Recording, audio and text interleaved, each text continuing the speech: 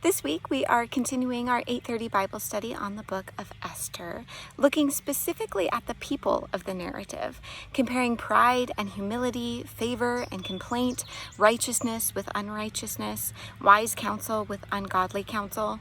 This fits with the psalm of the week, which is Psalm 1, a psalm of contrasts, which depicts the way of the wicked against the way of the godly. We know from our previous study that the book of Esther is one of two books which records the details of life for the Jewish exiles who did not return to Jerusalem but stayed in Babylon and Persia. Daniel is the other book that describes this time.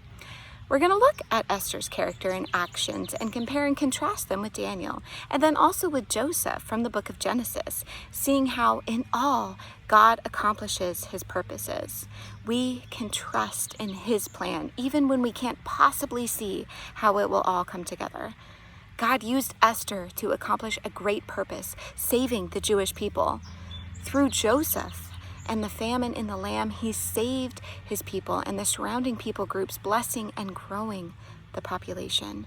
Through Daniel, he spoke to a pagan and polytheistic culture, establishing a foundation in what is true, which is him. These people are all different and have various strengths and weaknesses, and they show us all that God's purposes are not dependent upon us. God has orchestrated the events of our lives and has positioned each of us so that he can use us to accomplish his purposes. God will use the good in our lives for his glory, and he will redeem the bad in our lives for his glory. He can and does grow his fruit in us. He leads us. We have hope in him, confidence in him. We trust him as our good Father. God chose Esther for a special purpose, for such a time as this. He has fearfully and wonderfully made you and has purposely placed you in this time and place. How might God be working in your life for such a time as this? Join us this Sunday at 8:30 for our study on Esther.